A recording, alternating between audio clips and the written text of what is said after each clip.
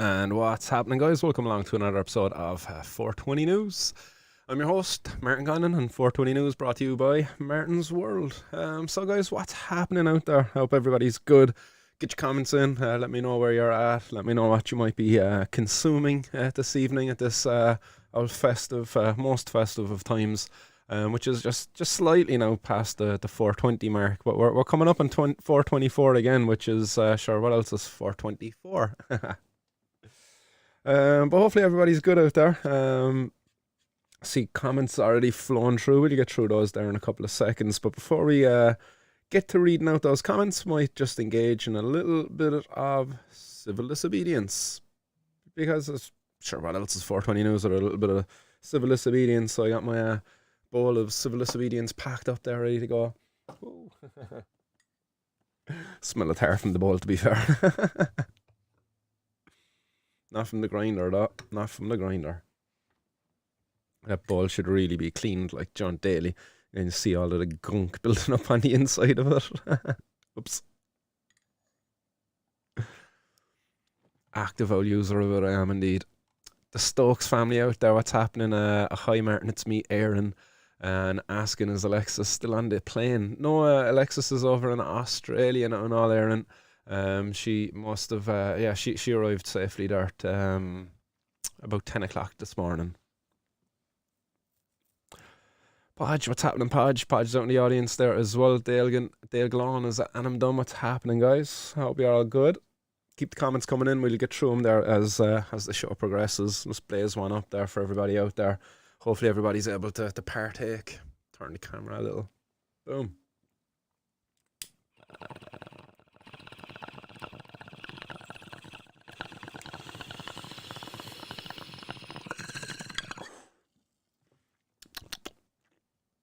Delicious.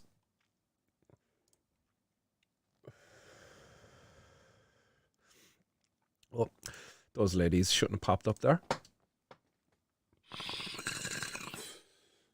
Oh, Daglon, nice one. Absolute legend. Sending in an old super chat there for that little bit of civil disobedience. Nice one.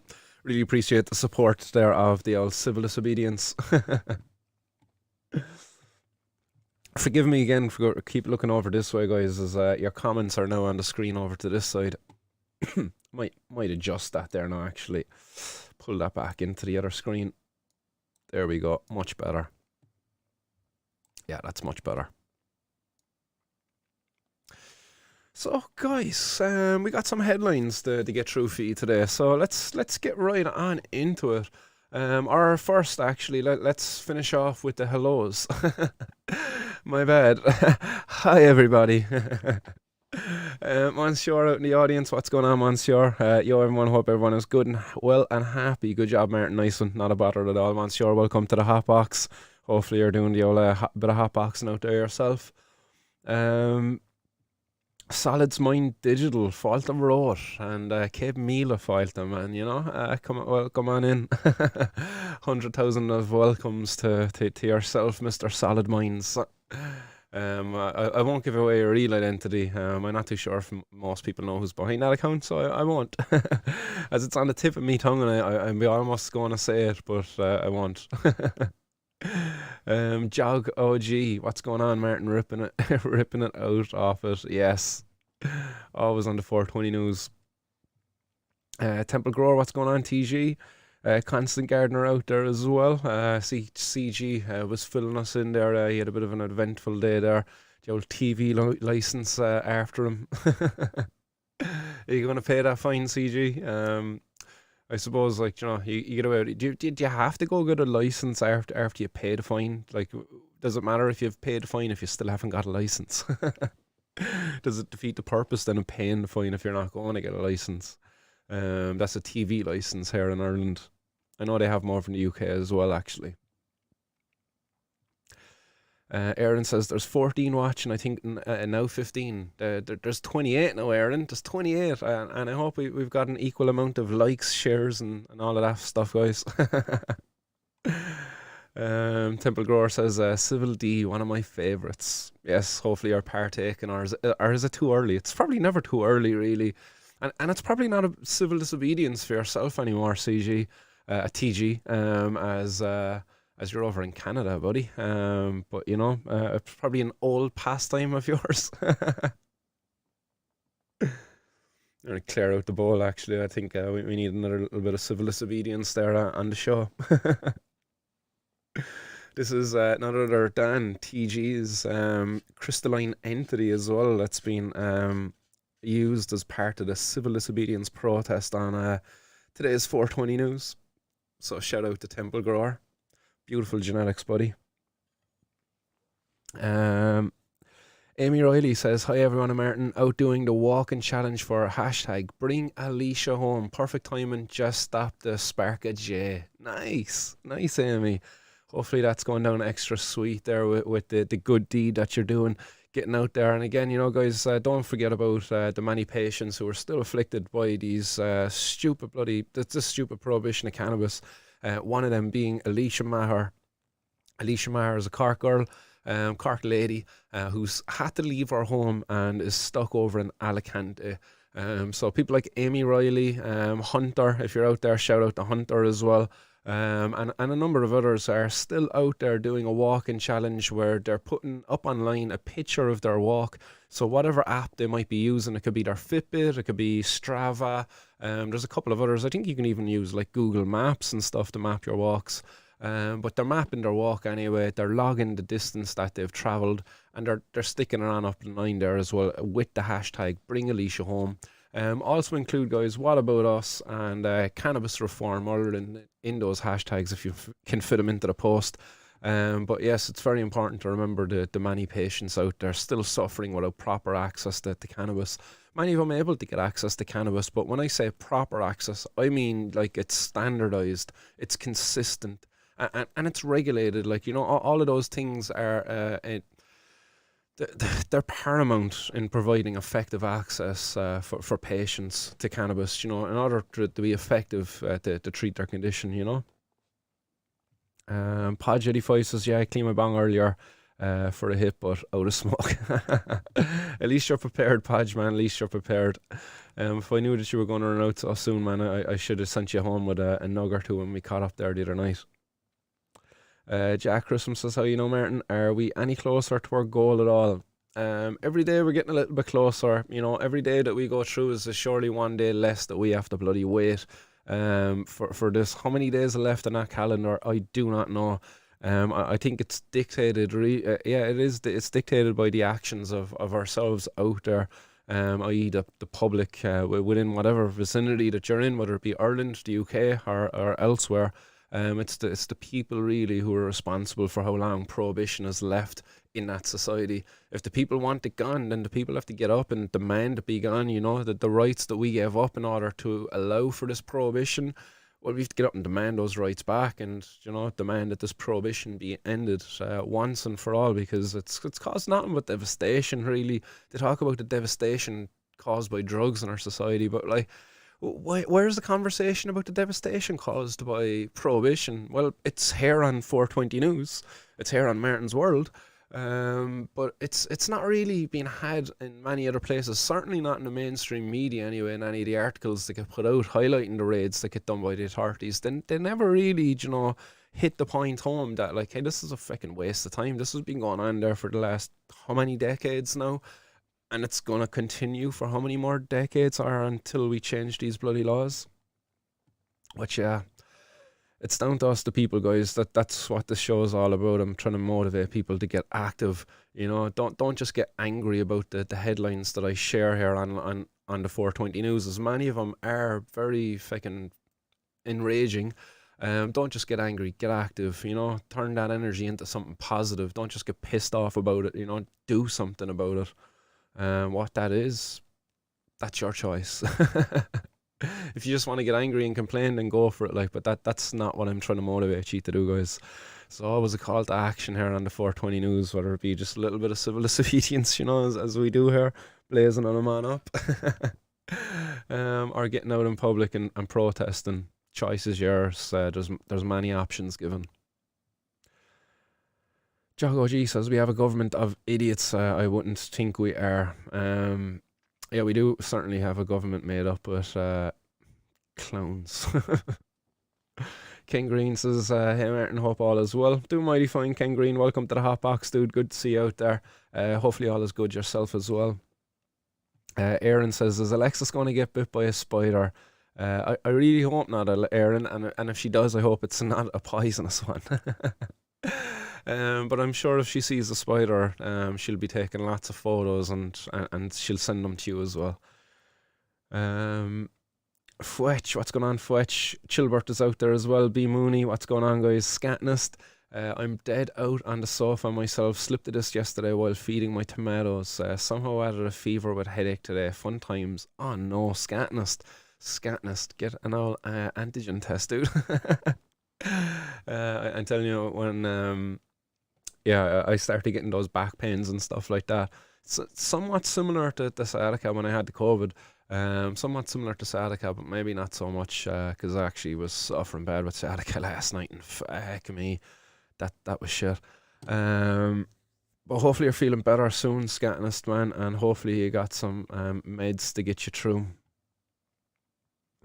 Constant Gardner says I'm offering them a half ounce of shake. A half ounce of shake for the fine, is it? Anybody out there want to give Constant Gardner 165 for a half ounce of shake? Somehow I don't think they're going to accept it in the fines office, but maybe someone on the stream might. 165 there to cover the fine. Get a half ounce of shake. How's that value-wise? I suppose that's not too bad. Is it? Yeah. A half ounce, 14 grams. Yeah, it's a bit in the steep side, alright, for shake, I suppose. You'd want to double it maybe, an ounce of shake there, and I'd say that'll cover your fine. Temple Grower does, this is true, I hang out my front door obnoxiously. Good man, Temple Grower, man, yes. Get it out there, buddy. Normalise it. Or out your window, says Greenbird. Dahi's out there as well. What's happening, Dahi? Story, what? And everybody else, he says, hope you're all keeping well. Temple Grower says, and yes, ripped hair in the temple. Crystalline entity, FTW though. FTW, what's that? Fuck the world. I have some pollen falling right now, actually. Nice. That's the job. TG, actually, I have a favour to ask. If you do happen to be collecting some pollen and stuff like that, if you do happen to have some spare, I would wonder, would we be able to test out the mail service? Obviously, I'll cover the postage and shit like that, but I've got somebody here who's looking for some pollen. He was inspired by seeing a recent post there by what's his name? Jorge Cervantes. Jorge Cervantes highlighted a company he met over in Cannabis there recently, which is selling male cannabis pollen for those who wish to try their hand at a little bit of cannabis breeding themselves at home. So I'm not too sure as to what phenotypes would be offered with the male pollen, but obviously it's only 50% of the recipe. Obviously you need the female genetics there as well, and that's going to lead into the phenotypes. But it'd be very interesting, all right, to see what's on offer and to see how it would do by post and stuff like that. So yeah, man, it'd be interesting. Yes, that's what I was thinking. Potent Ponics. Potent Ponics is on the ball there. If you're going to mail pollen, you'd probably need to keep it frozen post meat and stuff like that. So you get one of those little styrofoam boxes. They're like a specially made box. You fill the shit with the liquid, the CO2, and yeah, then you stick the pollen in. So yeah, it probably mightn't fare out as well. But I wonder how the guys were doing it at that company, because they're a Spanish company. I think they were based somewhere in Europe anyway. Do you know what? As I mentioned, now I'm just going to pull up Jorge Cervantes, his Facebook page, as it was on his Facebook page where he shared that post. And of course, Facebook's been slow as heck.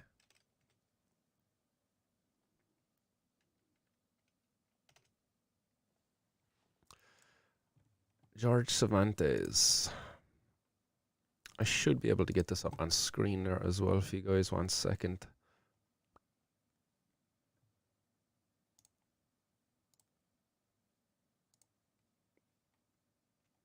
Oops, that's way too big. So there we go, guys. Give this guy a follow if you haven't already. He's the author of the Cannabis Grow Bible. So this is his page there over on Facebook.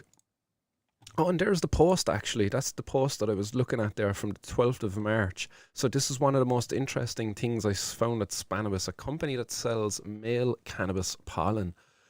So this is the Holy Seed Bank. So their website wasn't working the last day. I wonder, is it working now? holyseedbank.com, was it? Oh no, holyseedbank, yeah, .com.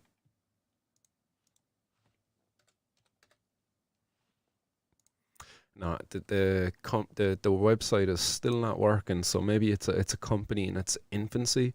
Or Holy Seeds. Seeds, I left out an S. Yeah, I see. Yeah, they're still not up and working. But very interesting stuff.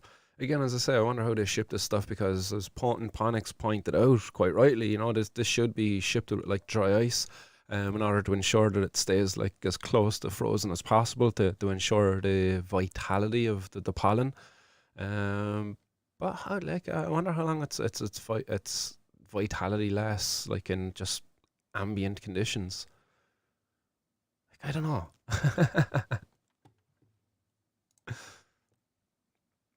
But yes, that was very interesting stuff, all right, from the Spannabis that was featured at.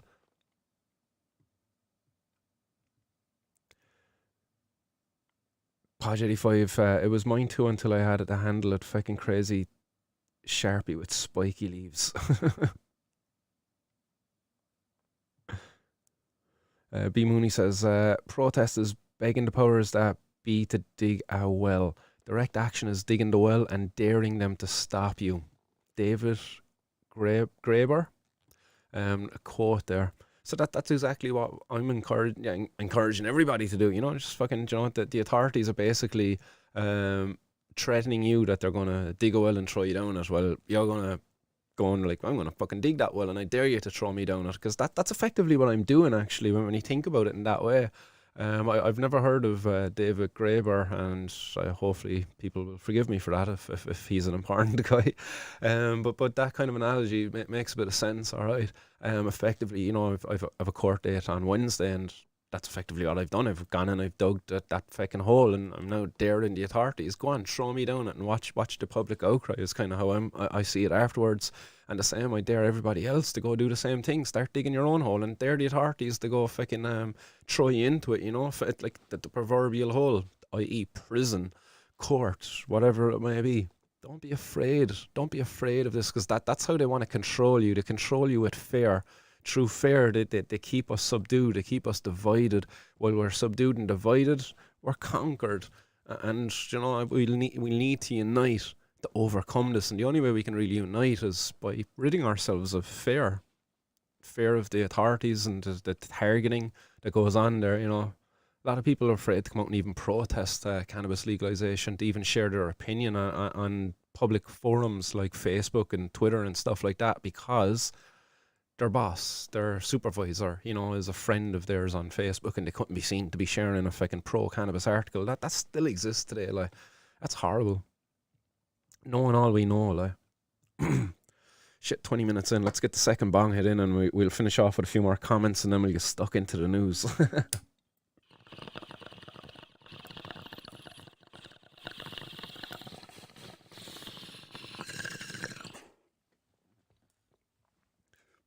Really love the interactivity here, guys, in the show. The hot box is it's a great crack. I love the back and forth there between everybody in the audience and the community that's building up around the show. If you want to continue it after the show has ended, guys, in the link, there's a link in the description, and it's a link that will bring you to a Telegram group. It's a it's an open Telegram group. So again, join at your own discretion. But from there, it's a 24/7 hotbox. So if you'd like to join that and continue the conversation after the show ends, that's where to go. I believe there's over 40 of us over there right now, and it's a growing community. It's a really nice community too. Again, we don't tolerate any rudeness, but again, open conversation about whatever the hell you want. It's a 24/7 hotbox, so we welcome any discussion, but again, we have to respect others too, respectful conversations. We haven't had any real problems anyways yet, and long may that continue. But Monic says, looks like there's a good chance the states are going to legalise on the federal level at least enough to get banking through. I wonder how that will affect things across the pond. Yeah, it'll be very interesting, all right, to see, because I think that's the final hurdle left really in the US, is to remove this federal prohibition that exists currently. And certainly at the banking level, like, that's an important one. And the only way they're really going to sort out the banking thing is by just ending the federal prohibition of cannabis, because as long as it remains a narcotic, a Schedule 1 drug, and prohibited, then it's a problem for banks, because like they can't work with it still, technically. So that has to be sorted out, and that's the only way they're going to sort the banking stuff out, as the way I can see. And I think that's going to have shockwaves, on a global level, because again, the US federally ending prohibition it's a pretty big, especially when it comes to, again, the United Nations, which is going to be a topic for discussion later on in the show. Like, the US were at the forefront and leading that charge all those many years ago. And now I think it's only right that they be the ones to take the lead on the charge of descheduling cannabis. Again, a little spoiler there for a news piece coming up later on, but we'll get to that in a bit. JW High Power, what's going on, buddy? What's up, people? Hope you're all well. Hope all is good, Martin. Yeah, doing mighty good. Nice to see you out there, JW. Hopefully you're doing well yourself, and your recent court visit went well. Just chilly, as GB says, chilly willy. Chilbert says, press some of his bubble hash into rosin yesterday. Delish, will save you some, Billy. Oh, lucky you, Billy. Lucky you. Oh, I wish I could try some of that, man. Oh, that'd be an epic dab. A dab of some freshly pressed bubble hash. Oh, yum. I can already taste it. And there you go. Temple Grower says, I've some 7-month-old pollen that still works. Just keep it ultra dry. Yeah, I would wonder, like, I can see how temperature could degrade it, but I'd have to imagine that it would retain some vitality, that it wouldn't really be dead so fast. Again, like, it's male jizz. Male cannabis jizz pollen, really. Nice, just flicking through the comments there, guys, as there's so many comments coming in. Anybody atting me? Chilbert, Hyde Park, anyone? Hyde Park 420, is it? Yes, that should be good stuff. It's, what is it, 30 days now? Nice, 30 days, is that what it is? Oh yeah, 29 days, 6 hours. I'll pop it up on the screen there for you beautiful people out there. 29 days, 6 hours, 13 minutes left until 420. Where are you guys planning to spend it? Are you going to come protest with us here in Dublin? There's a protest happening on 420 in Dublin. I'm not too sure of any others happening around the rest of Ireland, but there's certainly one planned for Dublin anyway at the moment. If I become aware of any others, I'll let you know. Where are you planning on spending it? I know there's stuff going down and up above in Belfast. Belfast has stuff going on above in the Botanic Gardens again. Shout out to N.I. Carrigtwohill. And yeah, Hyde Park over there in London. What's going on in Scotland? Anything happen in Scotland, or is everybody in the UK over there on the mainland UK expected to travel to London? It's kind of what happens here as well. All the dubs, and anybody near to Dublin expects everybody just to come to Dublin. It's like, it's a pain in the hole to travel to Dublin from Cork. It really is. I don't mind though. If it gets us closer to legalization, then feck it, it's worth it. Lewis, see what's happening. Built there listening for the last hours at Graft. Cheers, Martin. Not a bother at all, Lewis. Glad you're enjoying it. And Temple Grower says, I know a couple of grey market breeders here in Canada that sell pollen as well. Yeah, you see, it's, man, the potential there once legalization happens, really, like, for all of the different offshoot products, all of the little niches that are there to be catered for within the industry too. Like, it's going to create it's really going to stimulate the economy, hopefully, and in terms of like creating jobs and just creating social opportunities and all of that, We talk about the devastation caused by drugs in our society and the downfall of society. No, man, look at what's happening with legalization, and you look at Cannabis, you look at all the great events that are building up, and all the communities that are developing around the cannabis industry, the cannabis plant. Like it's a creator, not a destroyer. And I think somebody said that out there as well. It's not a recreative drug, a recreative drug. It's a procreational drug. That's what cannabis is. It's procreational because it procreates, it creates through its consumption. It makes you creative. And shout out to Danny. Danny Siema. I don't know you out there, Danny. If you are, man. Howdy, man. Teresa O'Connell, late as usual. Of course, Teresa, but welcome. You're always welcome. John Phantom, what's happening? Yeah, like someone said here, I think either Billy or John, the single convention on narcotic drugs needs to be addressed for everyone to legalise. Yeah, guys, and it's something's going to be addressed there a little bit later on in the show too. Let's hydrate a little bit. Still getting through piles of comments. Are you going to the Botanic Gardens in Belfast, John? Is that what you're saying? Yeah, Mr. Finnegan? And not joining us in the big smoke above in Dublin. Water kills fish. 23rd in the park with Ming. Yeah, 23rd as well of April. There's another event going on in Phoenix Park above in Dublin. Again, another cannabis legalisation event going on above there in Dublin's Phoenix Park. And it's going to have speakers including Luke Ming Flanagan. Just looking through Greenbeard and feckin' expensive. Cheaper to fly than get the train from Cork to Dublin. Yeah, man. 60 odd euro there for the train to Cork to Dublin. And I can fly from I can fly from Dublin to Barcelona for 40 euro there soon. Which I certainly intend to do as well. Another important date to scratch into the calendars, guys, is the 7th of May. Shout out to any event organisers out there, any activists who want to organise events. The 7th of May is Worldwide Million Marijuana March. That's the first Saturday of May every year. The first Saturday of May this year is the 7th of May. And I've my intentions set on heading to Amsterdam on that particular date because there's an event going on over in Amsterdam to mark that occasion. But again, shout out to anybody here in Ireland or in the UK. Again, get that one on your calendar and get something organised, guys. We need to get more active. We need to be fucking consistent with this shit. Like, can't be just doing once a year events, just the 420.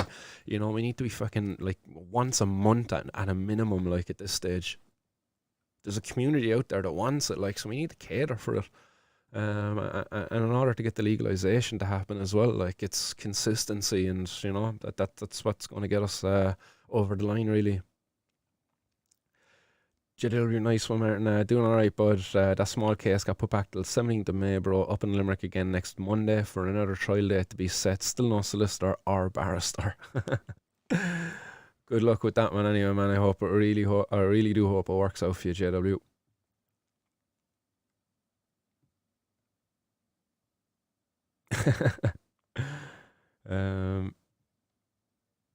Roy Duggan is out there as well. What's happening? Industrial hemp will overtake cannabis rec med in the next 5 years.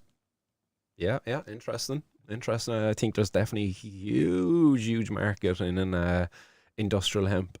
And I think that the recreational and medicinal cannabis market is going to feed largely into that as well, in a big part, because, like, again, the byproducts there of the cannabis and the medical cannabis industries is a lot of hemp, because basically all of that carbon, all of that fibre left from the stalks of the medical cannabis plants, that's hemp. So that's going to be huge, man. It's going to be so fucking huge. You're dead right.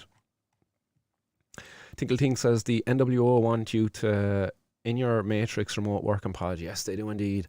And guys, also give a shout out to all of the forests out there. Apparently it's World Forest Day today. International Day of Forests. So that's today. I'll pop this up on screen for you guys. This came to my attention because of Snapchat actually earlier on today. They have a filter up there. But today is International Day of Forests. So shout out to all of the forests in the world. And guys, you can all do your part to support the forests of the world, because many of the products that come from the forests of the world can come from where? Yes, the cannabis plant, i.e., hemp, the fiber, that can replace so many of the products that we use from our forests. Things so simple as that stuff that you wipe your bum with, tissue paper. Tissue paper can be replaced. Imagine if we were able to produce a vast majority of our tissue paper from biodegradable hemp type products, that when you flush, that you're doing your part to save the forests. So today is International Day of Forests, guys, and we need forests, right? We need to preserve some of these old growth forests. There's very few remaining old growth forests. I think we've actually only got 2 or 3 old growth forests in Ireland. That they're really virgin old growth. They haven't been dug up in hundreds of years, or even thousands of years. But yeah, I think that's just worth bringing up again. Cannabis and hemp for the future. Save our forests. Anybody know about that? Did anybody else out there know that today was International Forest Day? If you didn't, well, now you do. And tell a friend, guys, and tell them the importance of ending the prohibition of cannabis to save the forests. Because again, if we were able to get wider access to cannabis, the byproduct of the medical cannabis industry is hemp, which is an alternative to many of the products that come from forests currently. Huge issue today. We need to sort it out. Deforestation is a fucking massive problem. And again, shout out to Paul Stamets, because with our old growth forests go a lot of our fungi. We've to imagine how much genetic material was lost through the loss of all of these old growth forests. We're finding out about mushrooms out there now that contain compounds that are fucking magical, I suppose, really, in their own right. And again, so a little pun intended there.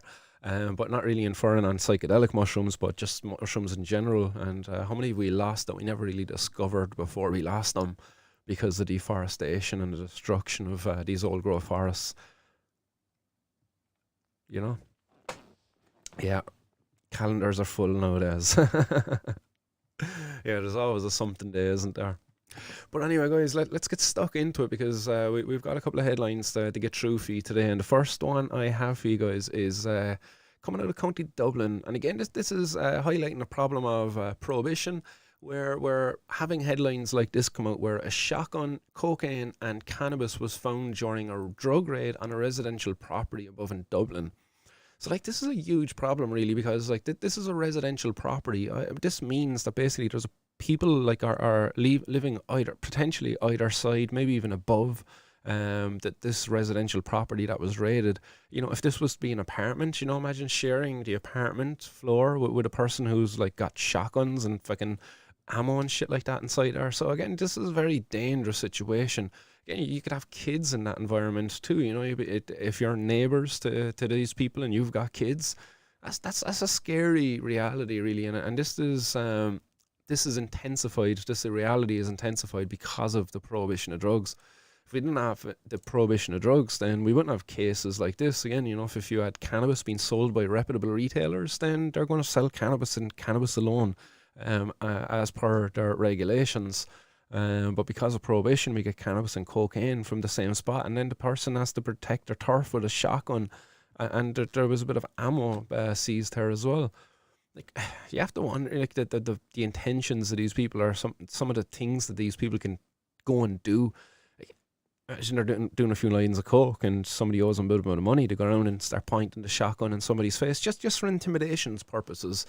But it goes off accidentally, and the headline tomorrow morning is, that was the headline actually the other day, wasn't it? There was a woman gunned down above in Dublin. Again, I'm not insinuating that it had a connection to drugs, but it probably did. Probably had something to do there with drugs, or the person who had the gun probably had some connection to the drug trade, the illegal drug trade, and that was the reason why the gun was even present. But a woman was gunned down, and again, that there you go, that's the reality. I don't know what type of gun was used in that one. Hopefully it wasn't a shotgun, because that could be quite devastating, and I wouldn't even want to leave that to your imaginations, to what that would do. But a woman aged in her 40s was arrested, along with 2 men, one in their 30s, one in their 40s, following the search. They were detained under Section 30 of the Offences Against the State Act of 1939 in Kevin Street, Kilmainham, Garda Station. The Gardai said the ammunition and the drugs are pending further analysis, and investigations are ongoing. The crediting Operation Tara here for the search as well. And again, give an indication as to Operation Tara being launched there by Detective Drew Harris. or Commissioner Drew Harris, not detective. But again, scary situation, and the dangers there intensified just because of the prohibition of drugs. We remove the prohibition of drugs and we can reduce the intensity of the dangers posed by situations like this in our society. Because again, there's not going to be such an incentive there to be selling cannabis if cannabis wasn't prohibited. There's not going to be an incentive to have a shotgun there to protect your turf.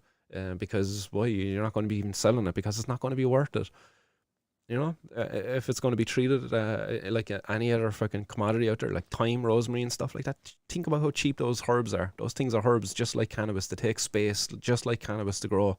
Why should cannabis be any more expensive than them? Why should cannabis be €20 a gram when it's like 25 grams of thyme there for 50 cents in Lidl's? Cannabis should be about that cheap as well. And nobody should be going around with shotguns. This is a picture there of the shotgun and the cannabis and the cocaine that was seized. How much was it in cannabis actually that was seized? It doesn't say. €50,000 worth of drugs is all it says that was seized. So I'll leave it to your imagination as to how much cocaine was there and how much cannabis was there.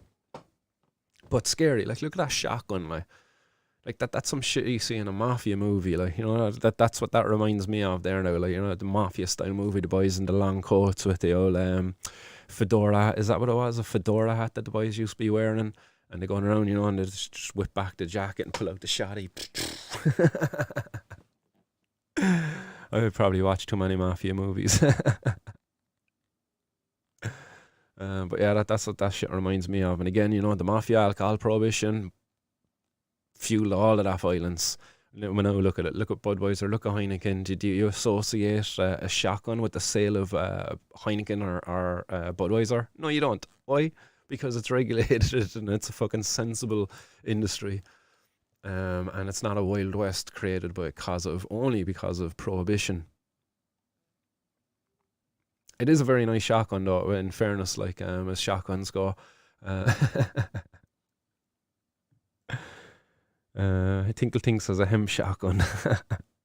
Yeah, they probably would be able to make hemp butts now outside, the stock of the gun. I'd imagine they probably would be able to come up with a hemp fibered shotgun butt. If they've got wooden ones, anything they can make out of wood, they're going to be able to make out of hemp. Best shotgun video game was Resident Evil 4, says, who says that? Rye, is it? No. Tinkle Tink. Roy says, anyone without a criminal record and a valid reason for hunting can get a gun. Yeah, that screws me over. And to be honest, Roy, I would love to be able to actually take up the sport of hunting for me purposes. I'd love to be able to go out there and get an animal, where one animal is large enough to stock up my freezer for a number of months, to feed my family. I love my home cooking as well. I love cooking up my meals for the family. I love going to the butchers and getting nice cuts of meat and going home treating it, slow cooking and stuff like that, maybe marinating it for ages and all of that stuff. And because of my criminal record and my use of cannabis now as a medicine, I can no longer have that as a dream. It's just an unobtainable dream as of right now. Hopefully in a not too distant future we'll see sense to that, and we'll be able to afford people like myself the opportunity to go and get a hunting license, so I can go out there and take part, in my harvesting of wild animals. Hopefully I don't get too many people unsubscribing now over that any animal lovers out there. Again, I prefer to go out and hunt an animal because I really like consuming meat, and I'd prefer to eat a wild animal rather than eat some of these factory farmed animals, because I believe that that's a more humane way of doing it, right? I believe, and I'm a part of that system then, where I'm a bit removed. When I go to the butchers, somebody else killed that animal, somebody else took that life for me, but what was the quality of the life of that animal? I don't really know. I try to buy a free range where possible, where I can afford it and stuff, but at the same time that's not always fucking possible when you're cooking for a family, so I can't help but think of the life that those animals lived that I'm consuming. I am a conscientious consumer of meat, but at the same time, fucking cost of living, man, it is what it is today, and unfortunately, man, you know, stuck between a rock and a hard place in this. You know, you're like, you're morally obliged to want to do better with your choices that you make, but at the same time, you're limited by the choices you can make because of financial restrictions that are imposed upon us. And again, living spaces. I wish I had a bigger black garden, like, because I'd have a lot more than chickens out there. Do you know, because that way I can ensure the quality of life of the animal I consume before I consume them. But yeah, anyway, we'll drive on. Let's get stuck in, because we kind of went off on a bit of a tangent there on that one. Tinkle Tink says, the dare hunter starring Martin's World. Great movie, actually. The Dare Hunter. Right, Doug, find a friend who can help and has a gun, or join a club. Yeah, that was on my intentions to do. I was looking at joining the Blackwater gun club. That was on my list of things to do there, like going back 2 or 3 years ago. But sadly, it just kind of got a bit sidetracked, I suppose. As in joining the gun club. I'm kind of put off by it, because I know I'm going to face a bit of stigma when I go to one, because I'd imagine there's probably going to be some guards at these gun clubs. That's going to make for interesting conversations. So you're the cannabis guy, right?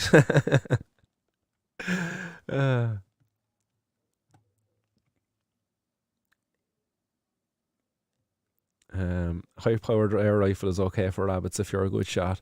I don't even think we can have those down here in the south of the border anyway, Roy. A high-powered air rifle. I think there's a restriction as to like the power of it, and a license is required. And I think anyway, but I could be wrong. I'm open to correction. Next headline, guys: €65,000 worth of cannabis seized down in Carrigtwohill, down here in County Cork. This was at the end of last week, but here's a picture of the cannabis, and it's a sad day for the parish, I suppose, down there in Carrigtwohill. This was seized after the Gardai carried out an operation, again apparently attributed to the old lady herself, Miss Tara, as part of Operation Tara. So this operation, again, involving a number of Gardai, and I imagine they'd spent a number of hours carrying out their surveillance and whatever, but at the end of it all, they made no arrests. So I'm a bit stumped by that one. I'm not too sure as to where this cannabis was found. Was it seized in a field? Was it seized from a property? As to what? There's not enough details there, but there's no arrests as of yet being made, and investigations are continuing. They said that the seizure was made in the Rocklands area of Carrigtwohill. The Rocklands, like that sounds like the golf, where the golf club is. I think that's the golf club where that is, down and around that area. Or is that Rock Lodge? Anyway. But following a search by the Gardai attached to the Middleton District Unit, assisted by the District Drugs Unit. So again, you know, they have the dogs out there probably with this, and a number of other Gardai. So this is a costly whole operation, and they didn't even make any arrests. I'm sure they probably have some definite line of inquiry going to be made, being made, you know. But again, it's kind of a sad state of affairs there that they would carry out such an operation and make no arrests at the end of it.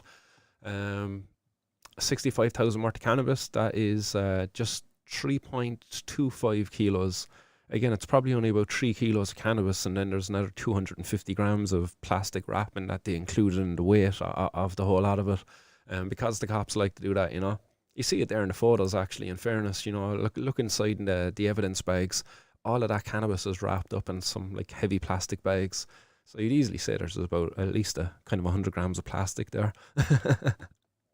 Maybe 250 grams, adding on an extra $5,000 to the price of the product there for themselves. Sure, an extra old pat in the back there, boys. Careful there, you don't blow out your shoulder there, patting yourselves in the back there, guards. Sad. We go from Carrigtwohill then, guys, above to Leitrim, County Leitrim, up in a place called Kinloch. So I don't know if people are aware of that place, or if you hail from that area.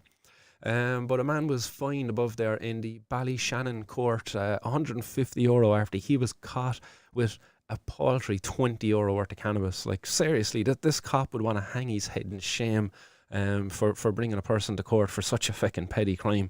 Come on, in fairness, like, this was a March of last year as well. I'm not too sure it was March last year. It was that fucking discretion of the cop kind of thing in play. But again, this guy was actually shown sympathy by the courts in the past here, as was mentioned in this article. The guy got the benefit of the probation act in the past. So the judge had said he had no other option but to fine and convict him. So this guy now has got a conviction for the rest of his life over €20 worth of cannabis. Like, think about what that actually means, okay? Like that's no small thing. Like, the amount of cannabis he got caught with was fucking tiny. Like, the tiny €20 worth of cannabis, a gram of cannabis, guys. Like, a gram of cannabis. I've got a little nug inside in here. This is Greenbeard stuff. I still have some of your stuff here, Greenbeard. Still cherishing the old sunset sherbet. Like, there's about a gram, feel like. But, like, imagine you get caught with this, and for the rest of your life, you're labelled a criminal. If you want to go to the United States, if you got kids and you want to bring them over there to see Goofy and Mickey Mouse over in Disneyland over in Florida, you now have to jump through fucking hoops like that. Are quite difficult to get through. You gotta go make an appointment for the American embassy. That costs, I think it's about €150 just for that appointment above in the American embassy. You can't get the ESTA waiver because look, you've got a conviction now. So €150, you got to go up there. So you got to endure the cost of going to Dublin if you're not from Dublin, and that's a pain in the hole as well. The whole process then, it takes a minimum of 6 months is what they tell you. It takes a minimum of 6 months. You have to go, you have to have all sorts of things in place. Like, you have to know where you're going. You have to know when you want to be going, because like they'll only give you like a window of entry, apparently. I'm not too sure the ins and outs of it, as I haven't gone through the process myself to gain entry to the US.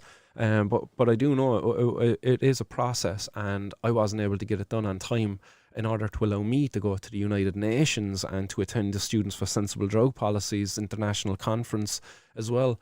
I had an opportunity to go to the United Nations, a special assembly at narcotics there back in 2016, and unfortunately I couldn't go because of my fucking conviction. That's what that means. So €20 worth of cannabis, that guy now has got for the rest of his life, have to jump through hoops if he wants to go to the US. If he has to get a job as a public servant, where it requires him to disclose if he's got any criminal convictions, he's now got to be judged by whoever the person is that might be, going through those job applications. That's shameful that a person would be put through that for the rest of their life over, something as simple as fucking that, like a little nugget, like, €20, a gram of cannabis. Come on, like. So that's a sad state of affairs going on here still in Ireland. €20 worth of cannabis, and that equates to a €150 fine. Now that's not so bad, because I've seen some people getting caught with €20 worth of cannabis and getting a €400 fine. But it's not so. What it is bad is the fact that it's a conviction for the rest of his life. That's something that money, it's like, doesn't compare. You can't really put a value in that shit. Like, can you really?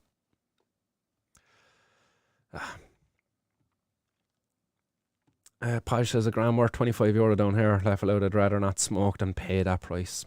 That's sad to hear, man. €25 for a gram of cannabis, like a gram of cannabis. Again, like, think about that. Like, a gram. Like, if you go down to the Lidl's or Aldi or any of those places, Dunn's even. Dunn's is a bit more expensive, but in Lidl or Aldi, you get like thyme or rosemary, oregano, all of them. They're all about, like, I think they're less than €1 for a little jar. The jars, I think the jars have about like 20 grams or something like that inside in them. Maybe, but they're thereabouts. But you pay less than €1 for them. And here we are having people pay €25 for one gram of cannabis. Like, I thought saffron was bad. Anybody out there use saffron? Saffron, a couple of strands of saffron cost like about €5, I think. You get it there from the Schwartz guys. I think the package contains like a half a gram, and a half a gram of saffron is €5. Now, guys, saffron, saffron is the strands from the saffron flower. I'm just going to pull it up here, like, just to show you what I'm talking about now.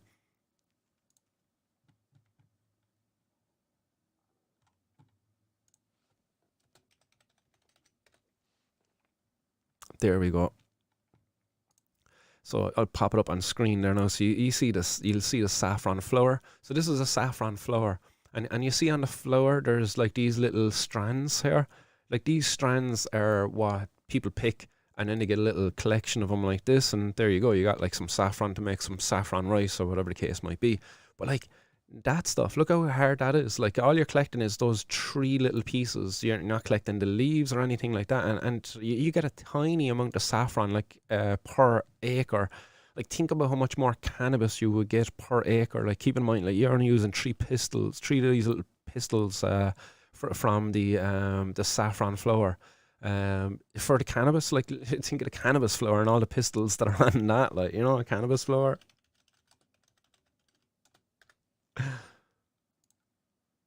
Let's get a close up of a cannabis flower here. Like look at the pistils and that. Like all of those little white hairs. That's all the pistils on the cannabis flower. That's what they're collecting off of that saffron. But look how many more on that cannabis. So think about how much more of a yield you're getting from cannabis you are from saffron. And saffron only costs about €5 to €7 for a half a gram. So again, cannabis should fucking cost us nothing. It shouldn't be costing us. It should be costing us a couple of euro for an ounce of it. A couple of euro for an ounce of it. Come on, like. Yeah, right. That's why saffron's so expensive.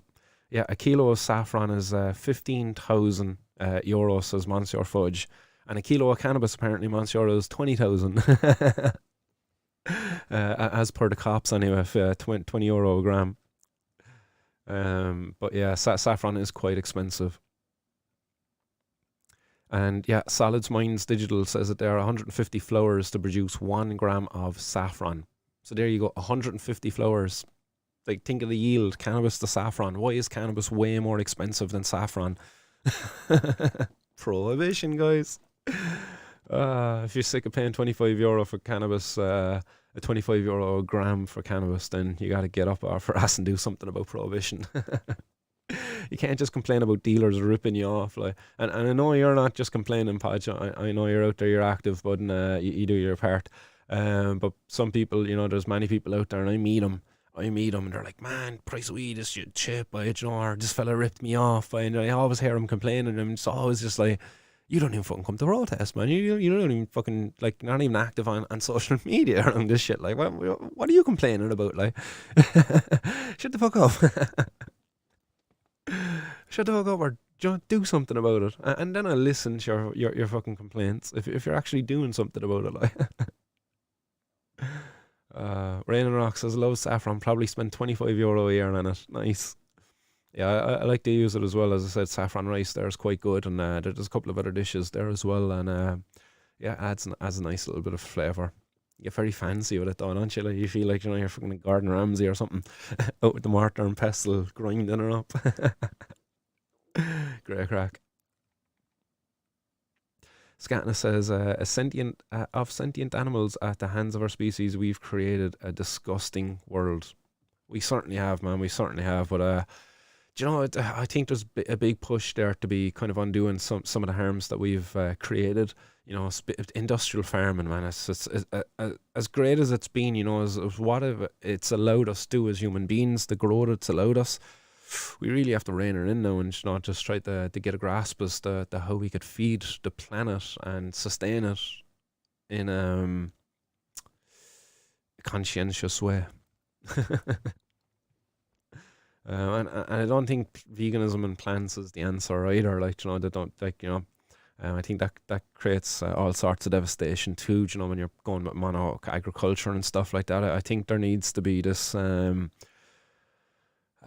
an all-encompassing a biodynamic approach. You need the animals, you need the plants, you need to work the soil. Again, check out the most recent podcast there with Joe Rogan and the guru guy, Samhara. Is that what's his name? Siddhartha. I'm gonna pop it up there now just so I can see it myself. Mike Baker was on with him. Not Mike Baker one though. Not there. Sadhguru, Sadhguru. But this guy is working with a group called Save the Soil or For the Soil. Shit, I can't even remember the name of the group he was after now. But and he talks about it. We need this everything. You need it all. Can't just have one. It's not natural. Yeah. I was looking at insects as well. Yeah, before I was looking at the what's that called again? Ex ecno something. Anyway, I was looking at breeding crickets. I successfully done it with mealworms for my chickens. I've done it now for years. I've been breeding my own mealworms, just giving them some oatmeal, some porridge, and carrots. That's it. Simples. Mealworms, debate the band. Mealworms, beetles. Beetles make more worms. Turn, just cycle. It's cool. Chickens love them. Let's drive on with the news, and we go to where are we in the next headline? Kilkenny. We go to County Kilkenny for the next one, and this is coming out of the courts, and we get one of these comical headlines again by the cops. That this man got a suspended sentence for being the designer of one of the most sophisticated cannabis grows ever seen by Gardai. And this is after one of the Gardai told the court that it was one of the most sophisticated grow houses he had seen in his career. A lot of effort had been put into creating it. But despite the effort being put into it, and despite the 31 cannabis plants that were found at the property, the guy got a suspended sentence. And it's an interesting case as well, and I don't have a picture of the cannabis grow, which is unfortunate, given that, like, there's the comments by the cops, and you think it's so sophisticated that they would have took some photos and showed that in the media. It was like, oh, look how sophisticated the cannabis grow operations are these days. No, he just says, oh, it was sophisticated. It was probably a fucking, I don't know, an autopot system or something like that, with a cocoa. Or maybe had like a dripper, a timer, fucking dripper system or something like that. It's probably something so simple for a person who's acquainted to the gardening world. But to the eyes of a fucking, some backcountry cop, well, not to say that Kilkenny's backcountry, like, but he's probably from the back ass of nowhere himself, and he's in there scratching his head, and he's like, "Fuck it, lads, this is very sophisticated stuff, all right. Jesus, lads, look at all the plugs and all the wires. Jesus, it's very sophisticated." How did these criminals ever figure this out at all? They're very sophisticated indeed. It was probably the same cop who got caught by that prank, where the one cop station rang the other cop station. Sophisticated me behind. But again, anyway, nonetheless, the guy got a suspended sentence. And interestingly, out of this case, and it's coming out of Kilkenny, as I say, 31 cannabis plants and a small amount of MDMA powder found at the property. The MDMA, they say, was worth €50. And the cannabis plants, 31 cannabis plants, that should work out actually at just over €24,000. But interestingly, they valued it at €13,543. Like, that's a very strange valuation, very specific. 13,543. It's like somebody wanted to, like, I don't know, just 13534 or whatever it is. It's just like, why the €3? Like, where's the €3 coming from? Like, where's that like about? It works out actually. I should work it out there. 13543 divided by 31. So they're valuing it at almost half of what they would normally value it at. It's still not close to the valuation that our buddy Mr. Keogh got. Mr. Keogh managed to get an even lesser of a valuation. I think he managed to successfully get some of the plants valued at €200 each. In this case, they're €436 each is the valuation of the cannabis plants. Normally, that should be €800 plants based upon them reaching their full maturity. So I don't know what favours are kind of done here. Like, did your man sing like a bird here for the cops? Could he be in a bit of trouble as a result of this kind of finding a suspended sentence for 31 cannabis plants? Again, €13,000, 543. That's over the €13,000 threshold. So this should have came with a 10-year minimum mandatory sentence. 10 years, and instead of 10 years he got a suspended sentence. How much of a sentence was it?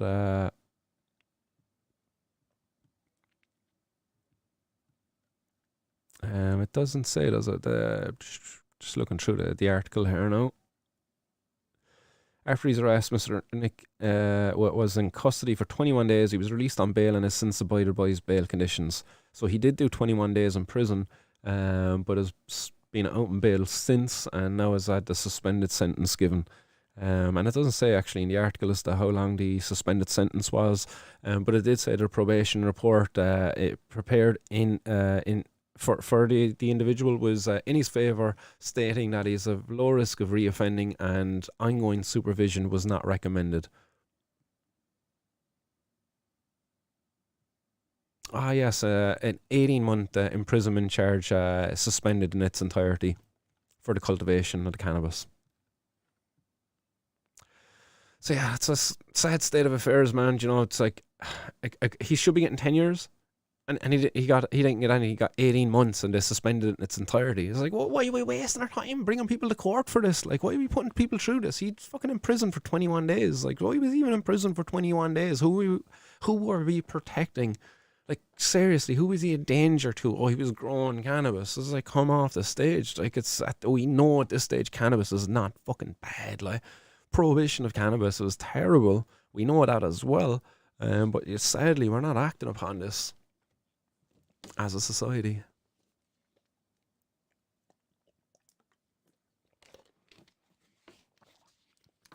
Yeah, Rain and Rocks. I'm with you on that one as well. I don't think I'd ever buy an ounce at a guard's price ever, ever, ever, ever. Um, I at most would be willing to pay like €400 for an ounce, which works out at like €100 per 7 grams, which is about 3.5 grams for €50. So that's the maximum I'm willing to pay for my cannabis if I had to pay for it, or when I have to pay for it.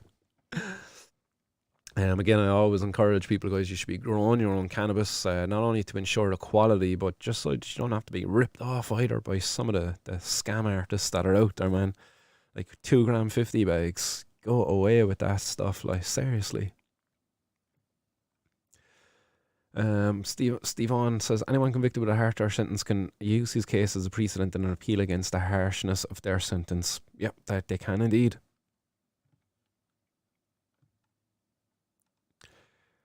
Tom Tyler says, I think people should be encouraged to grow their own food and cannabis at home and have a communal gardens. Tom Tyler, I'm with you on that, man. 110%, man. I'm all about that because you know why I see the effectiveness of it. I've grown potatoes there, I've grown carrots, I've grown chilies, and you end up with an abundance of them. You end up with more potatoes than you need. And again, if you work it out with some of your neighbours, like, you know, you would grow one crop, that they would grow another crop, maybe they would plant an earlier variety and you would plant the later variety, and you share the harvest there. It's like happy feckin' days. It's an amazing kind of system that I don't understand why we don't do it. I don't understand why there's so many people like are fucking tending to these grass gardens. I think there's a very good meme out there actually. You know, it's just like do you ever see the one? It's like, you don't dress like this, so why do your gardens still look like this? Um, I'm going to see if I can get it.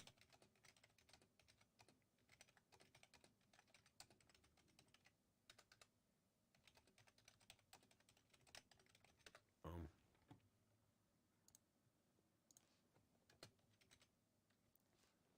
there we go. This is it. And it makes a lot of sense. Like, it's like this idea of like taking care of our gardens. Oh shit! I clicked on the wrong thing. This.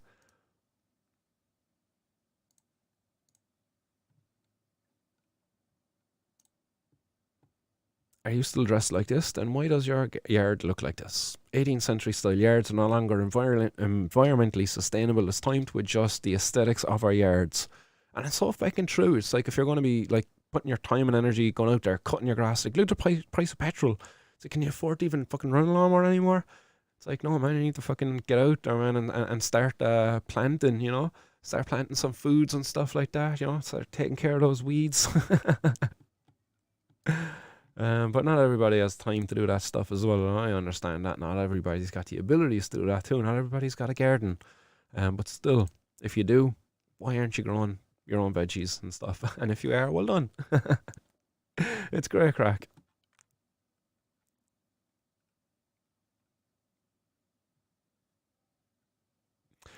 Just looking through Chumafu. What's going on? Back 15 years ago, a Swansea Valley friend of mine copped a caution for 20 plants in a grower, and we were all pleasantly surprised. Nice, happy days. It's always nice when you get a positive outcome like that, right? Because you're always dreading the worst. But the thing is, like, as good as the outcome was, your body still had to live, that duration, that period where the unknown was, ahead of him. He didn't know whether he was going to be getting 10 years or 10 days, it's always the worry. You got 20 cannabis plants. I don't know, in the UK, that they could take that quite seriously, and you could have got like 5 to 10 years maybe, if you got the wrong judge. And that's a horrible thing to go through. Fucking knock years off your life. We missed 420. At least I missed 420. Hopefully many of you out there blazed up to it. It was 4:20, 8 minutes ago there in Azores and Cape Verde, I think. Scatnist. Jesus, why would I know what laugh aloud? I'm compassionate towards all sentient beings, and as I don't want to see them exploited or killed for our own pleasure when there's no need for it. Yeah, but it's just like taking care of honeybees and stuff like that, man. It's like that's cool. Like, I don't understand why vegans don't eat honey. Like, I do understand it. I understand it. Like, but it's like they're honeybees, man. I know a few beekeepers, and they do a good job, and they love their bees, and their bees love them, and it's just like a mutually beneficial relationship.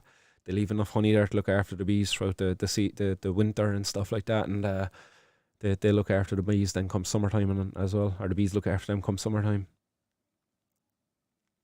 Same with the chickens as well. Chickens are probably happy with their relationship there. The ones that aren't being eaten. My chickens are quite happy to be popping out eggs for me. It's just like, I don't understand why vegans just don't keep some chickens, and it's like having a pet puppy. Do vegans keep puppies? Is that vegan friendly? Are you allowed to have a puppy if you're vegan? Or just a dog in general? John Phantom, even though I am on medical here in Florida, there are no provisions to grow. There is no recreational hair, and growing carries years of time. That's a kick in the nuts, isn't it? You can go down and buy something, but you can't grow it at home yourself. It's like you can have tomatoes, but you can't grow your own tomatoes. It's like, what, guys? Come on, start like, what shit are these rule makers, these lawmakers smoking? Like, they're smoking crack. They're certainly smoking it because they ain't any crack. Honey money. Somebody wrote that in an envelope for me before. Actually, we blended honey with locally produced honey with some mushroom extracts, and it was a mushroom extract blend, mushroom honey blend, and we were selling that for a while. And it was down at the gym, and there was an envelope there for me one day, and it was like Martin's honey money. Happy days. And we drive on, guys, because we go to Limerick, and we drive on through this. A woman was caught with €210,000 worth of drugs, and she was up in court there on Friday. Not too sure of what the outcome of the court case was, but no doubt she's going to be back in court for another date, as the charges go pending. But I'd imagine she was charged with possession and sale and supply, distribution, trafficking, whatever the case may be there. The Section 2 of the Misuse of Drugs Act. The woman was first intercepted by the traffic cops as part of Operation Tara, targeting the sale and supply of drugs in the area, and she was caught with €45,000 worth of cannabis in the car. A follow-up search of the property then uncovered another €110,000 worth of cannabis and another €56,000 worth of heroin. So again, here another problem created by prohibition, where you got this cannabis and this heroin being sold by the same individual. Again, if you want to be ethically sourcing your cannabis, that makes it quite difficult, because in buying your cannabis off of this source, you're also propping up the sale and supply of heroin. Not that I've got anything against the sale and supply of heroin to people who want to use heroin. If you're an ethical, a conscientious consumer of heroin, then so be it. Shout out to Professor Carl Hart if you want an explanation on that one. I'm not totally against it, but what I am against is this supporting organised crime groups. I'm not for that. If you're selling cocaine, heroin, and cannabis all out of one stop, a one-stop shop for all of that stuff, you're an organised crime group. And I don't really condone that behaviour, because it's often goes hand in hand with violence and some other nasty stuff. And I ain't condoning that shit. So that's coming out of Limerick. Again, there was an operation carried out here. This woman was probably being surveilled. A load of resources being used in this. Again, she's probably going to be getting legal aid of some sort going through the courts. Again, the director for public prosecution's involved in this. You got a number of officers involved in this. Nobody's winning here. Like, nobody's winning. Like, there is people getting ahead by this, and like the judges, it's a great day for him. He's going to be busy in the courts again. Great day for the cops. They got loads of paperwork to fill out, and loads of work to keep them busy. So this idea of them, this kind of perception of them being busy because their numbers are up at the end of the year. We done this many cases. There was this many people charged and caught with drugs. And it's great. That's productivity. That's what how they're getting ahead. This is the benefit to those people. Society at large, like our communities, they're not benefiting. The drugs are still out there, present in our communities, being sold by people to anybody of any age, or by anybody of any age. And that's a terrible situation created by prohibition. We're not winning by it. We've got the cops, the justice system, and all of that. They're getting their numbers increased, inflated. But we're not. The numbers on our side is dead bodies, people dying of contaminated drug supplies. Patients suffering out there needlessly. Patients out there at the mercy of organised crime groups trying to source some cannabis oil for themselves. To treat their fucking carcinoma cancers or some shit like that. It's horrible, man. So yes, have a quick stop and we drive on with the news.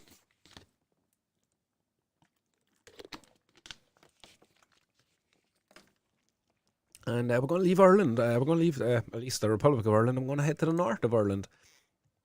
Above the north of Ireland, and I reached out to this individual. This guy was named in the article. It's Cannabis Activist. Above in the north of Ireland was fined £500 for parcel threats. And this Cannabis Activist apparently lashed out online and posted that a parcel post and force employee was going to get it. That he was fucked. And apparently that's a thing in the UK. If you're making threats online, if you're acting inappropriately online, that the cops are going to show up at your door and give you a few knocks in the door. And that happened there for this activist. The name of the guy in the article, I'm friends with him actually. Funny enough, at least I was friends with him in the past over on Facebook. I think the guy made a new account or something, or maybe cleaned out his friends, and I'm no longer friends with the guy. But the name was familiar to me. He's running the Hemp NI. So he's running the Hemp NI group. Martin Giles is the guy's name. I'll just give the guy's name out because it's not that bad. I reached out to him for comment. I wanted him to clarify a few things. As that that there was a package that arrived. The package was supposed to contain some products for him for his cannabis business. He makes glass products. He blows glass above there with the Flame of Thrones. Flame of Thrones. I think that's what it was called. Flame of Thrones. It's above in the north of Ireland. It's a glass blowing company to make all sorts of glass pieces. I believe they make dabbing rigs and stuff like that as well. But he's a part of that. Apparently he's going to be running a workshop later on this year above there in some castle above in Armagh. So I look out for that one as well. But I did reach out for him to comment to fill in a few gaps in the story, but unfortunately I haven't heard back from him, or have I? No reply back from him, unfortunately. So I'll have to leave that one there on that one. But the guy did get £500. Oh yeah, I finish off that part of it. For basically the package arrived and it contained only cardboard. The guy seen the delivery driver on camera. So again, I don't know what he's seen on the camera. This is where I have questions. And apparently he made some threats online. And he got a £500 fine for that. Hopefully he gets back to me. Hopefully I can have him on the podcast as a guest there in the not too distant future, because it sounds like an interesting character as well, with the Flame of Thrones. I see some people out there are actually aware of him. Greenbeard asking, they make some fine glassware, so they do. Or saying that there. Yeah, so some people are aware of him, alright. I've seen some of the stuff up there as well. I've heard the name before. It's unfortunate it's coming up in this kind of a light, but hopefully Martin will come on and have a chat with me here on Martin's World and fill in the gaps in the story as and kind of have a few questions there. But a cannabis activist anyway got a €500 fine for making a kind of a rude online outburst.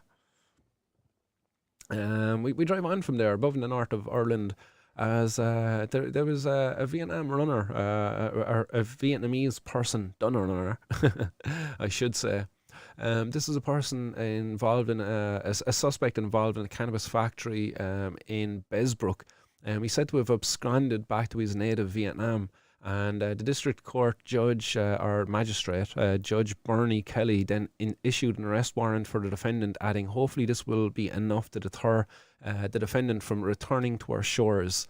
So that's kind of a crude enough thing to say, really, when you think about the reality of the situation of this guy.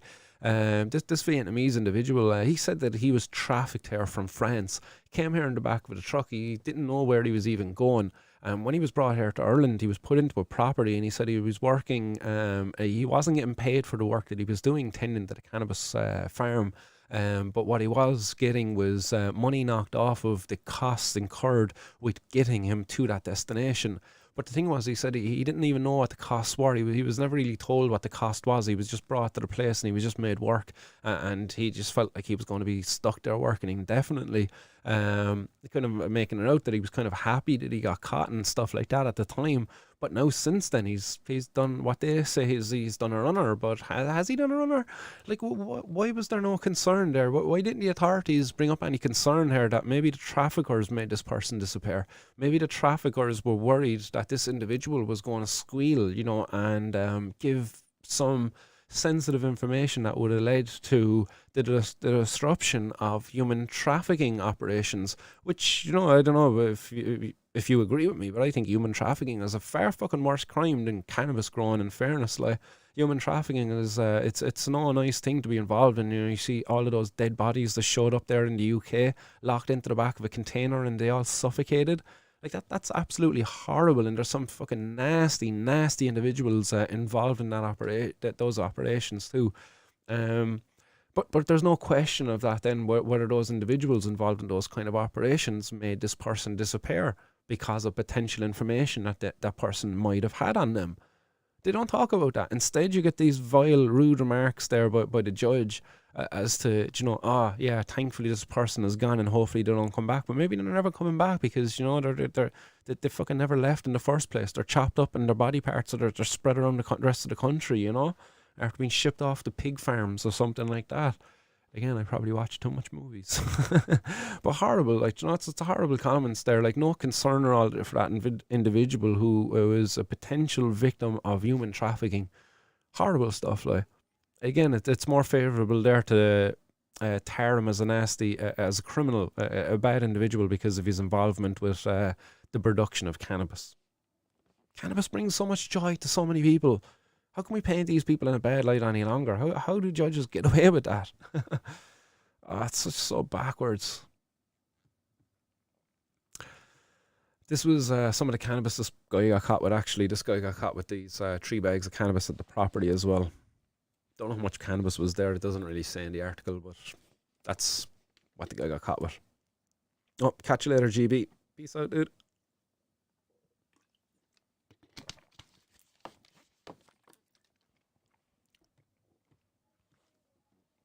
Scantness, yeah, again, that's the result of this sick society. Can't say it's easy to find meaning either, but psychedelics tend to help. Psychedelics are really good, man. They certainly help as well. And it certainly allow you to reconnect with things, to find your reconnection with things, with the earth, with nature, with just reality.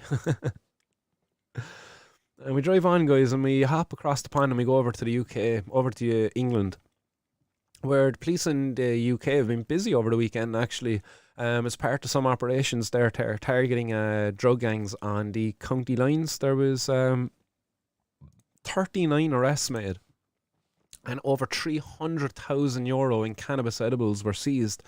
And I've never seen these edibles before, so I've a little picture there that'll pop them up for you. And they're really cool, fucking John. Outside of the Smarties Fudge, there's nothing too creative about the Smarties Fudge name, but the Mary Milk, instead of dairy milk, Mary Milk, Mary Jane, hey. Very creative, I love it. And they've got the little, they have what is it? Is it a Cadbury? Yeah, it has a Cadbury logo, but the logo has a cannabis leaf incorporated on the top corner. And then instead of a Milky Bar, you got a Cali Bar, which I'd assume contains probably white chocolate. And all of these are listed, again, conveniently enough to have 500 milligrams. 500 milligrams of what, though? Some of them probably say THC, but do they actually have THC? I don't know. But anyway, the guys over in the UK claim to have taken £300,000 worth of these edibles out of circulation over there. They also say that they found last year in a raid over there the Calibo, the Haribo type jellies, but Doritos. And I was like, what, Doritos? You can get fucking infused Doritos? And I suppose, yeah, you can infuse everything. But I looked it up online actually afterwards, and I was just like, can you actually get Doritos infused over in the US and stuff like that? And yeah, you can. So look at them. This is over in the UK or the US. From who's this OC 420 collection. So if you're lucky enough to be from this place, where is this state? Does it say? No, it doesn't say what state this is in. But look at these, man, and these are my favorite ones too. The flamed nacho cheese ones. Is that what they are? Flamed nacho cheese. Because they're in the red packet anyway. That's the ones I like, the red packet. But medicated Doritos, they're containing 600 milligrams of THC as well, which is it's a bit more than 500 milligrams, and it's a small packet as well. So certainly they're certainly potent. That's for sure. And really cool, medicated Dorito chips, really nice, like. And Vape Tuesdays automatically save 10% off most THC cards. So not only can you get medicated Doritos at 25% off here, look, they were $20, they are now $15. You get 10% off your vape cards too. What other stuff they got on here? Oh man, edibles. What other edibles they got? Now that we're on here, like Backwoods Dragon Ball Z rolling trays. That's not an edible. I clicked edibles. You lied. Oh, they got psilocybin mushroom gummies. Oh my god. Have an adventure with fungus magic mushroom gummies. Fungus. Get it? Fungus. Fungus. Hey! And they're little mushroom shaped candies. That is class. How much fun is inside them?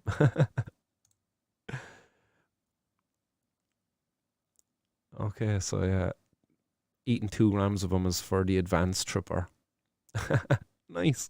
And they even have a microdose range there as well, for a person who wants to do microdoses. That's nice. So one little candy is a microdose.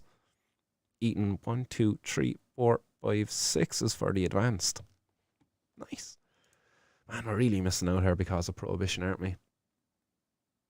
Fungus. Fungus, if you want me to review any of your products, if anybody's got a connection there with Fungus, let Fungus know that I'm looking for him.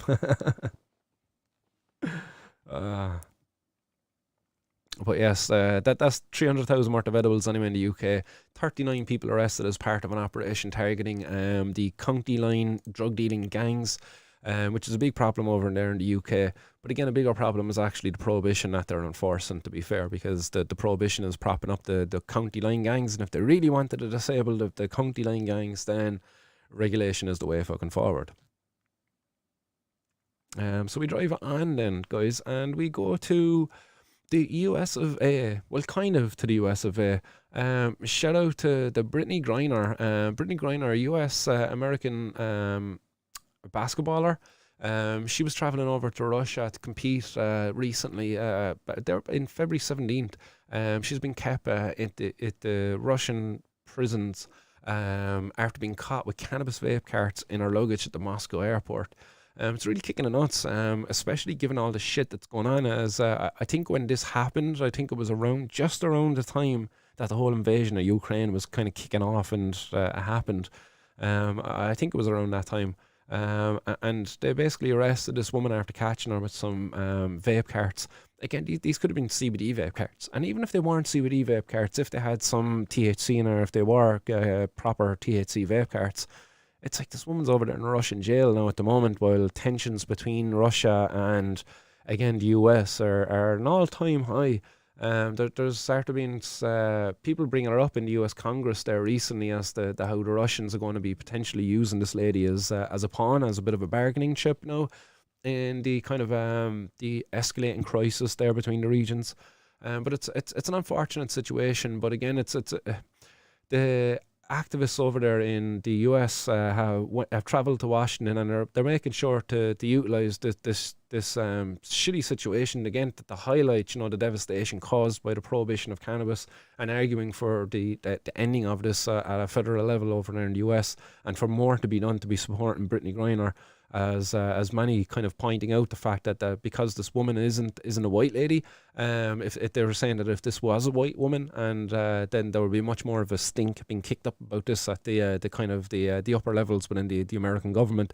But because this is a black woman, because this is a woman of color, then there's not as much of a noise being made up there. At least that's what was being pointed out by some of the commentators there over in Washington recently, when activists took to the Senate to call for more action on this issue. I'm going to pop up a little video there for you from ABC News on this particular piece. So they're up there on screen now, and I'm going to blaze up a bowl while this plays. WNBA star Brittany Griner. Oh, one sec. I'll get the volume up. That's very low. Still jailed in Russia. WNBA star Brittany Griner still jailed in Russia this morning, and now the State Department is saying the Kremlin has repeatedly denied the U.S. Embassy access to her. Ariel Reshef is here with more on the story. Good morning, Ariel. Good morning to you, Cecilia. This is certainly distressing. Brittany Griner was detained in Moscow, as you know, at the airport last month, accused of smuggling hashish oil. Now, weeks later, concerns for the athlete are mounting as Russia extends her detention. This morning, the Russian government extending WNBA star Brittany Griner's detention for another 2 months. The 7-time WNBA All-Star player was detained after video released by Russian customs appears to show the 31-year-old athlete going through airport security near Moscow last month. The video then shows an employee removing a package from her bag. But despite being held for weeks, a source close to the situation tells ABC News that the basketball player is okay, saying her Russian legal team has seen her multiple times over the course of her imprisonment. The State Department says they have not had access to the athlete, saying that they are working on this case. We are doing everything we can to support Brittany Griner, to support her family, and to work with them, do everything we can to see that she is treated appropriately and to seek her release. Still, the U.S. claims Russia is stonewalling American officials from meeting with Griner. The Russians are obligated to allow this type of consular access under the Vienna Convention. We're going to continue to insist that they allow us access to Brittany Griner, just as we be permitted access to all Americans who are detained in Russia. The WNBA also working behind the scenes to secure her release, telling ABC News in part, "We're in daily contact with Brittany Griner's agent, her representatives, communicating with her family, and our number one priority with everyone is her safe return home." And a State Department spokesperson confirmed to ABC News that Griner is in what's called pretrial detention, but says Russia must provide consular access in those circumstances. Of course, we're all wishing for her safe and swift return, guys. Sure. Awful situation there, Ariel. Okay, thanks so much. Hi, everyone. George. So, like, there you see that's the case of Brittany Griner, a Women's National Basketball Association player who was caught up there in, again, I'd have to imagine that she would have been released ages ago, had it not been for the ongoing crisis over there, the ongoing war over there where Russia invaded Ukraine recently. That's obviously creating a problem now where this woman is being kept in a jail. You know, she's been there since the 17th of February. That's over a month being held over there in a Russian prison. I can't imagine a Russian prison being too nice. Do you know, can you imagine that being a nice place to be? This is a lady, you know, who's competing at the elite level, and this is the way that she's going to be treated because, boy, she's got some, like, a THC cannabis cartridge with her, vape cartridge, even if it's a CBD one, you know, or a THC one, whichever the case may be. Like, it just doesn't justify that kind of treatment. But so it's good to see that the activists are over there using this as an opportunity, you know, rightly so, to call for the end of the federal prohibition of cannabis. Sorry, just grinding up a fresh bit of bud there. Yes. I don't know what this one is. This is I think it might be gelato. I had a few nugs in a jar there, and I think that was gelato.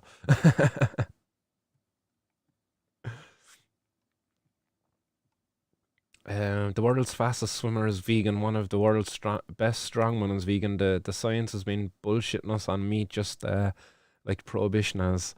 I don't know about that, Scotland. The world's fastest swimmer might be vegan, like, but it's just like, and the world's best strongman is vegan as well. But are they just kind of outliers? Nah, I'm just joking. Just joking. I don't want to get into the old vegan thing here now on air. we do it in the Telegram later if you want, man. John Finnegan says, "Can the vegan and the carnivore go to opposite sides of the room, please?" Alien versus Predator says, "Think." You calling vegans aliens?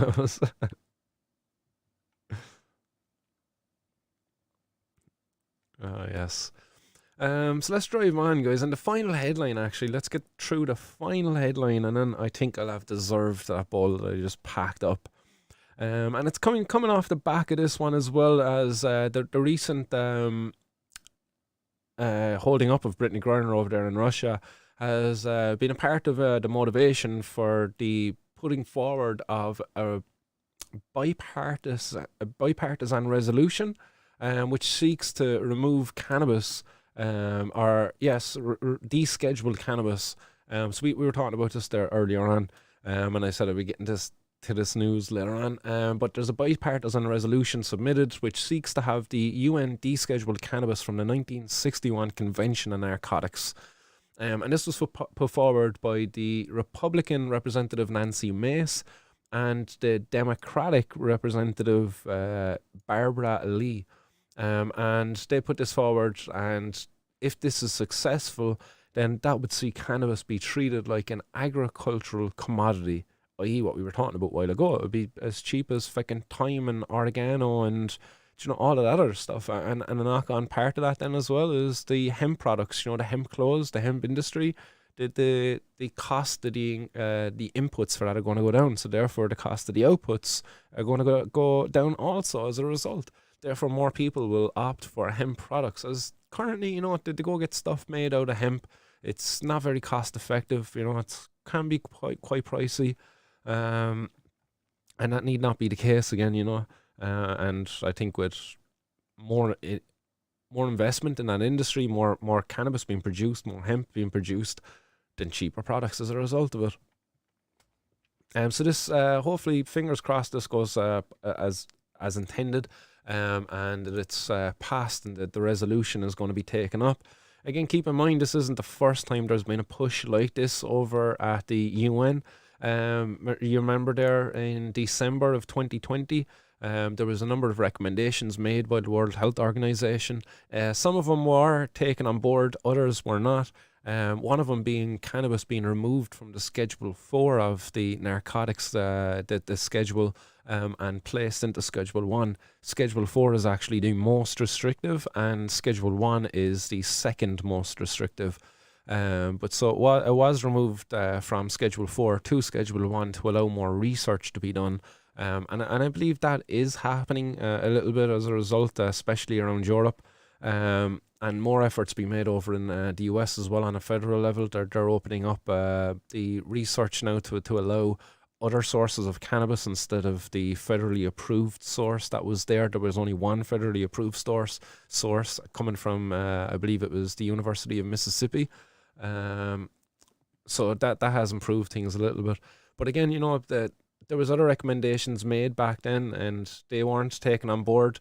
It would have seen cannabis, you know, actually descheduled even further, which would have been more positive. And unfortunately, that wasn't the case. Will this one succeed? I don't know. But given the current climate, maybe there's some hope. There's always some hope, really. Like that the resolution has been put forward now. There's always some hope because of just that and that alone. We've some comments there then from the representatives who submitted this resolution.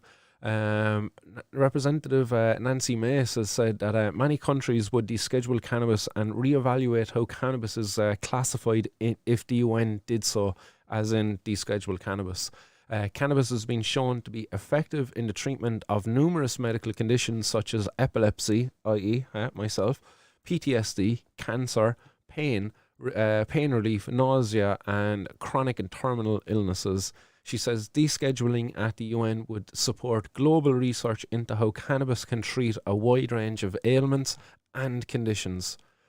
And then the representative Barbra Lee said scientific research has shown that cannabis has a wide range of positive effects on chronic illness treatments.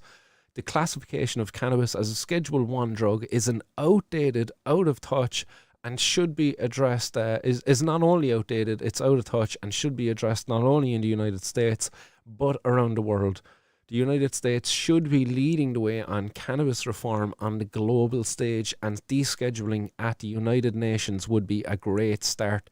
And that was a comment from the Republican, or the Democratic representative, Barbra Lee. I'll pop the ladies up on screen there, actually. So that's Barbra Lee. That's representative from the Democratic Party in, I think she's in California. And I believe Nancy Mace then from the Republican Party, pictured here also, is from South California or something like that. But the important thing here is it's a bipartisan bill. We've got the Democrats, we've got the Republicans in agreement on something, which is that the cannabis needs to be, that the prohibition around it needs to be ended. It should be treated like a commodity, no different to fucking farm products. And that's so true. That's so fucking true. So I don't know what people think. How optimistic are you about that out there? Do you think this has a snowball's chance in hell? Or do you think it has more than that? Do you think it has a good chance? You know?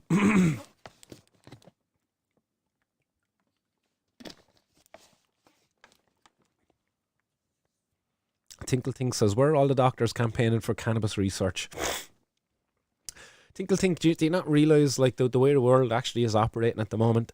Do you not realise how like the media tells people what to be outraged about and what to do and how to think and what to say, you know?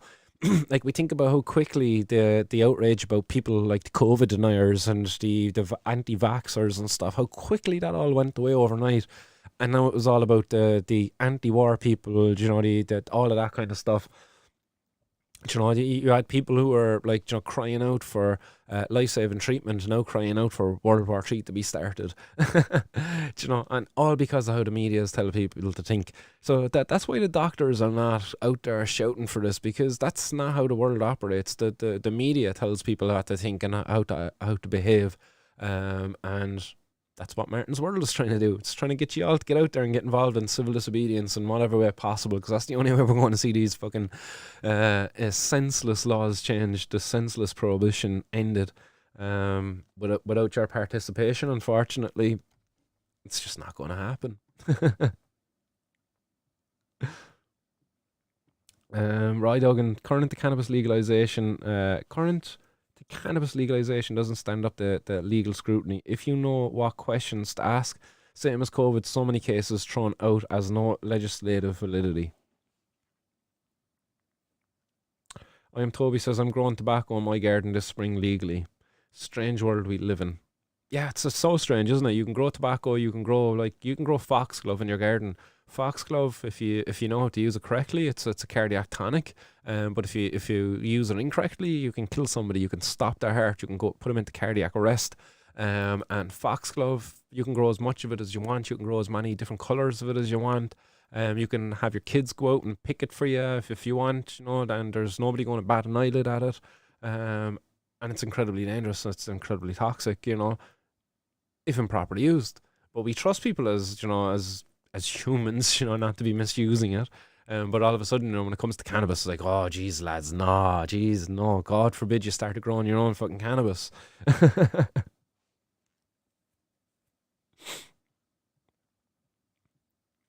Rain Rock says, let's all ping Barbara. That's a shift I aligned with, Martin. Yeah, definitely be pinging Barbara and Nancy Mace anyway Two great ladies out there flying the flag for the cannabis community. Fair play to them.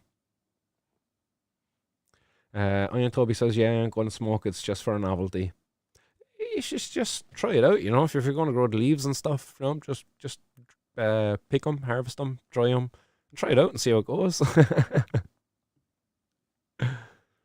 But if you've got a particular variety of it, yeah, some varieties of tobacco can have like a crazy amount of nicotine, and it can be like fucking quite psychedelic as well. Got one packed here from earlier. Let's blaze this up. How many of you got you out there? I got 36 of you guys sticking with me. Nice one, guys. This is going out to all 36 of you beautiful, lovely people tuning live with me right now.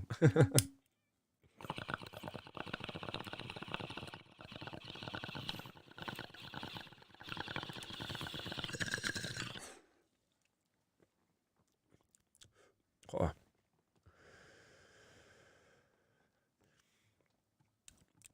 Some tasty gelato.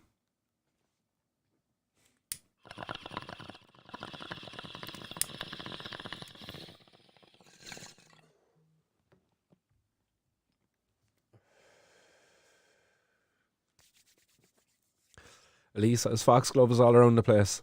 It is everywhere. All the hedges everywhere. Like cannabis should be too.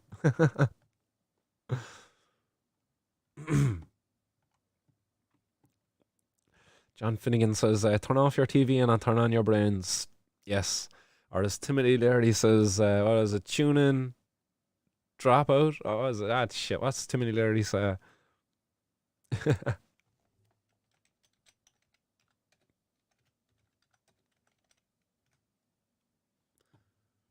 Turn on, tune in, drop out. That's what it was. Turn on, tune in, drop out. Turn on, tune in, drop out. There you go. Turn off those TVs.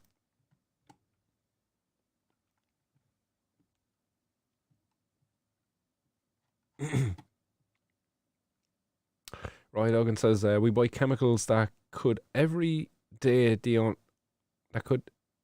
only legal chemicals are psychoactive. Funny that. I'd imagine that's probably we buy chemicals that could kill everybody, but the only illegal chemicals are psychoactive. Funny that.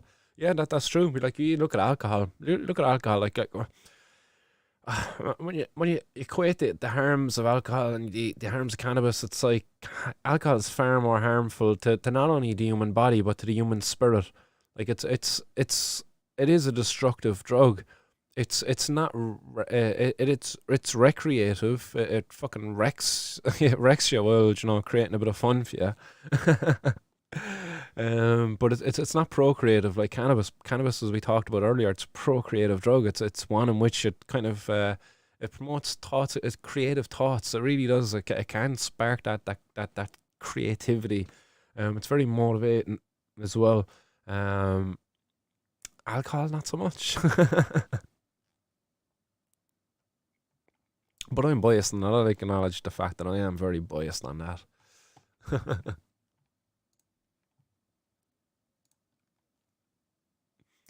I have anything else up there now lined up that I wanted to have a look at with you? I believe that was kind of all of the news that came out of it. There was one headline, actually. I'm just looking at the article there now. I'll pop it up on screen for you now. This is a scientific study, apparently, that was recently looking at the effects of smoking cannabis. And you know what this fucking study actually found? And it's interesting.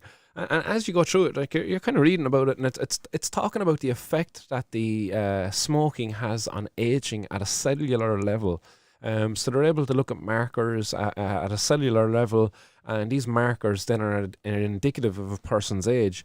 And what they find is that a person who smokes, they tend to age more rapidly than a non-smoker. And the amount that a person smokes is actually correlated with the amount of aging that occurs. But it's not all doom and gloom, because if you just stop smoking, then you can reduce and actually reverse the effect then and return back to a normal cellular age. Now, what they talk about the cellular age, it's like this epigenetic stuff, it's like the methylation and stuff like this. It's again, it's kind of technical genetic stuff, but again, just looking at the study and the kind of the interpretation of the data here, it kind of makes it out of if smoking cannabis is, you know, it's bad in that it's like it does some damage in terms of aging, like you know, but in actual fact, what they're actually finding is that it's smoking. It's smoking that actually is bad for you. So I was just doing a bong hit there a few minutes ago. I put a flame to some cannabis and I burnt it. And that's combustion. You produce some compounds which are known as oxidative. There would be some oxidative compounds in there. Luckily enough, within cannabis, there's a lot of antioxidants, but I'd imagine you're probably losing a lot of that antioxidant potential through the combustion and creating then pro-oxidants, which are damaging. They can be cancer creating and stuff like that. So again, you know, your cancer promoting compounds, and that can all be formed within smoke. So that's all they really found. But what they didn't actually conclude, you know, they didn't say that if it was any worse than cigarette smoking. They just said that it's on par with that. And not only that, but also with just air pollution.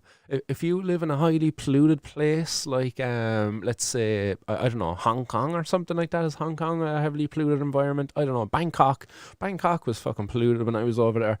You could see the dirt in the air. Again, you know, no offense to anybody out there in Bangkok, but there was a lot of pollution in the air when I was there anyway in the city. And again, you know, living in that kind of an environment is similar to the harm that's done when you're smoking cannabis and cigarette smokes. And I'd imagine if they were able to find, you know, if they were able to equate, you know, some cancer-causing properties of cannabis smoke, they certainly would have attached it to it. But they haven't. They haven't made any big claims there within the study as to cancer-causing.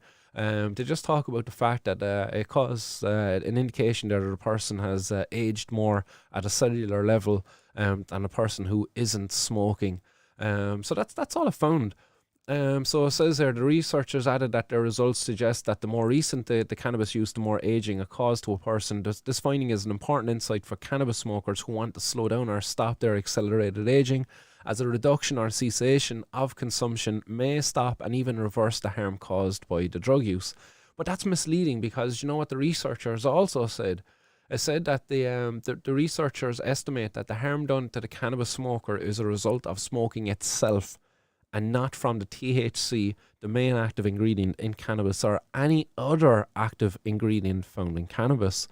So there's nothing in cannabis itself actually that's doing the harm. It's just the smoking itself, and therefore what they should have actually finished off is that vaporizing cannabis is a better alternative than for smokers. So therefore, like, if you're a person out there right now and you're smoking cannabis, and if you're combining it even with tobacco, you know, maybe there's there's a message here, a sign within this article to kind of say, hey, we need to make a switch here if you want to be healthier consumers. If you want to take care of your body, if you really want to make your human body the kind of last you, the lifetime of its, you know, whatever its lifetime is. Do you want to be 60, 70 and walking, going out there like walking or running, jogging marathons?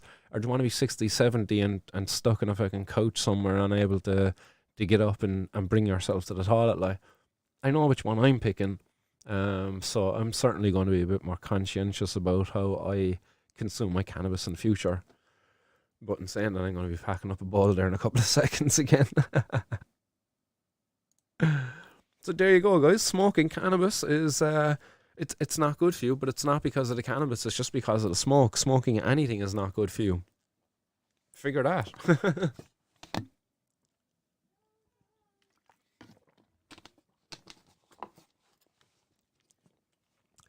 And that actually includes raspberry leaf and all of that stuff as well, guys. Smoking anything is not bad for you. The right thing to be doing is actually getting your herbal blends and getting a good vaporizer and just vaporizing that stuff. We've got the technology at our disposal now, like, you know, we kind of talked about there earlier, you know, how as human beings we destroy the planet, but really, like, you know, if you really want to save the planet, then you should really start at home and start within, start taking care of yourself and through that, you start taking care of the planet, hopefully, I think, maybe. uh, I am Toby says, you lads know any good herbs you can smoke or blend with cannabis?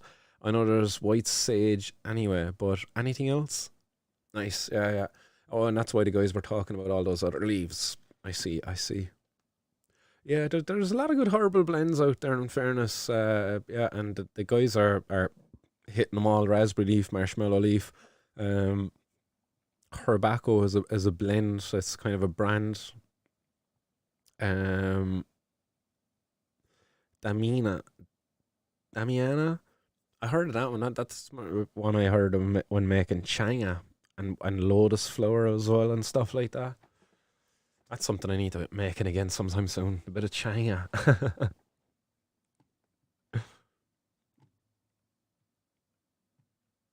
Oh, nice one, John Finney. And he says that Damiana has a horrible flavour. I'm guessing I'm smoking it for the flavour. I don't know if you look up the effects of changa, Changa, there's a really good a post up on the DMT Nexus, and there's a few different blends up there, and they got really cool names. There's like fucking there's I can't even remember them off the top of my head, but there's really cool names up there, and they really make you want to try them all just because of the names and the descriptions. And it's combining DMT with other kind of sacred herbs, and each of the different sacred herbs brings you to a different type of experience through the DMT. It's really interesting, and I haven't tried them all enough to comment any further than it's just really fucking interesting to be reading about it. So definitely check that stuff out, Changa, if you haven't already done so. I've tried it some over at Boomtown at a trance festival. We were in the psychedelic forest. Picture this, a lovely sunny day over in the UK. Down in where was it? Can't remember the name of the village, the town that we're nearby. But at Boomtown, you're out in the forest, up in the wooded area, and all sorts of psychedelic stuff hanging down off the trees. And next, somebody's just like, "Oh, here, do you want to have a smoke off of some of this changa?" And you're just like, "Yes, fuck yeah!" And obviously, this was a person I was with, but what an experience! Just took enough just to get some nice visuals, but not complete blast off. But it was an experience. It was mixed with some mint leaf as well, which was really nice.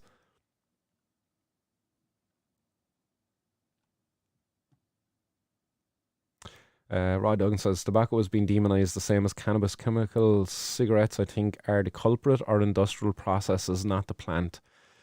Again, I think it just comes down to the form of consumption, and again with tobacco as well in particular, there was a heavy mass marketing of that, going back in the 60s, 70s, and still, even throughout the 80s and 90s and stuff, how it was kind of portrayed in the media and all of that stuff.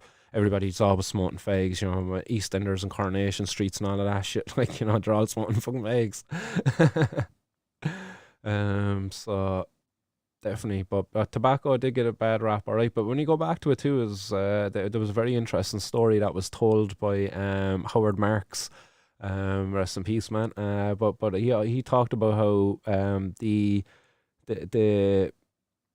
Europeans, when they travelled over to South America, when they first discovered tobacco, that the locals who gave it to them didn't like them very much, so they gave them that particular brand of tobacco, the Nicotiana Rustica, I think, or was something that was called. But it wasn't the one that they witnessed the natives consuming over there, the psychedelic kind of one that they were all using sacramentally. But the natives didn't like them, so they gave them the shitty one. The natives, the Europeans, then brought that back to fucking to France and whatever, and it was the royalty then. It was the royalty who were seen to be, oh, I will smoke this because I can afford to smoke something and just burn it like all willy nilly. And then it was seen to be like a kind of an upper class type of thing. And then from that, it slowly trickled down to where one day it was just affordable to everybody having an old ciggy. And then we realised how bad it was for your health.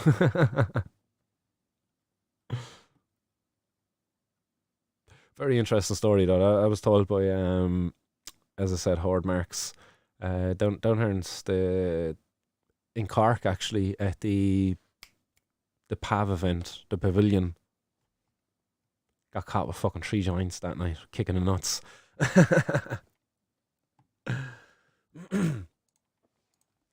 We got less than 2 minutes there, guys, to our 3 minutes for the next 4:20.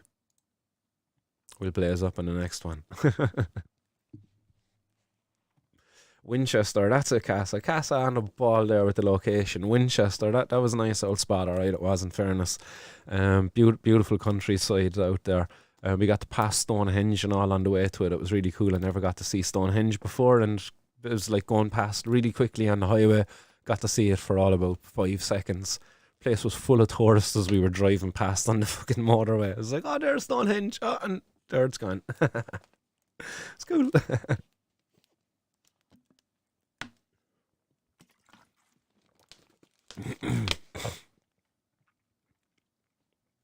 We should chat more, actually, Casa, about electric picnic, huh? We might have an announcement to make in the not too distant future about potential opportunities there for volunteers, maybe. I'm not too sure, but it's something that we'll have to have a chat about some stage, hopefully. Looking forward to now catch up with yourself anyway in person, hopefully someday soon. But sent you no message actually earlier, as I was it Signal or Telegram, so check that one out and get back to me when you can, Casa. Podge says, got to go, lights and feeding time. Keep me on in the background, Podge, boy. Where are you going? Are you, keep me on. Don't be turning me off at all. The plants would love to hear the soothing voice of Martin's World. There we go, guys. 45 seconds and counting.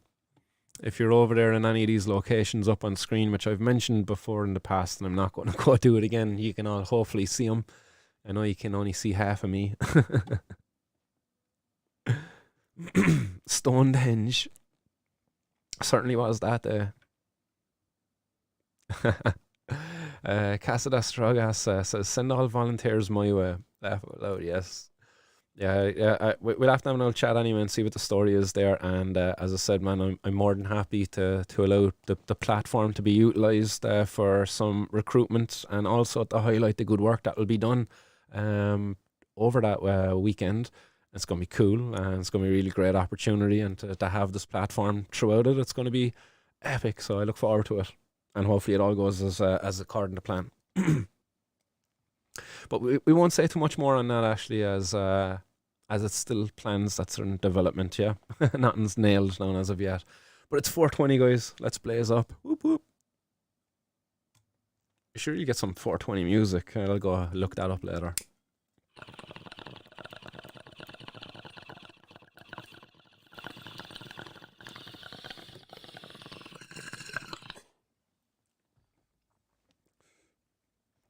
There we go.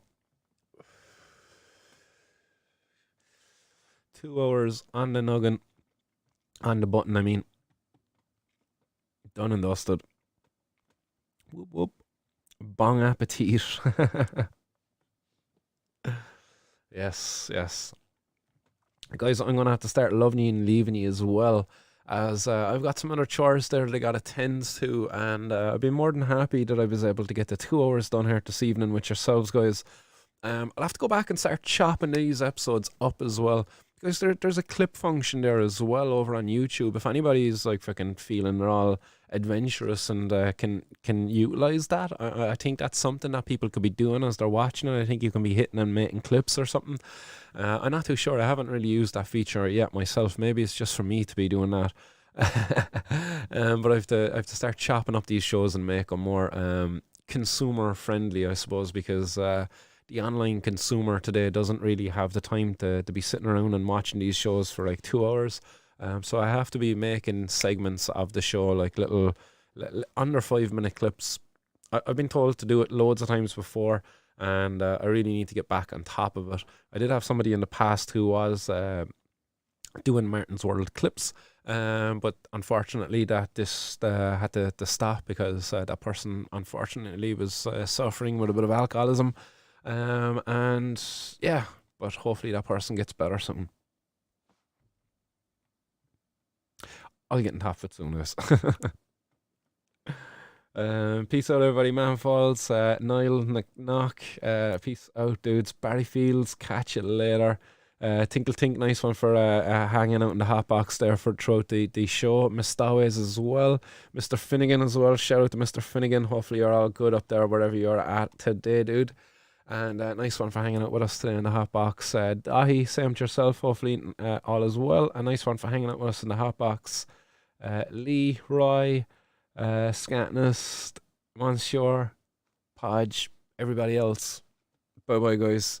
Love you and leave you. I'll be back with more 420 news throughout the week. Anyway, I should be able to get on Wednesday. All going well for another show, another stream.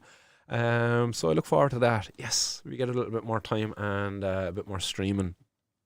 And give a shout out there to Karina, who just liked as well. Nice one. Much appreciated, everybody, for tuning in. I'll see you during the week, and stay blazed, everybody. Keep her lit.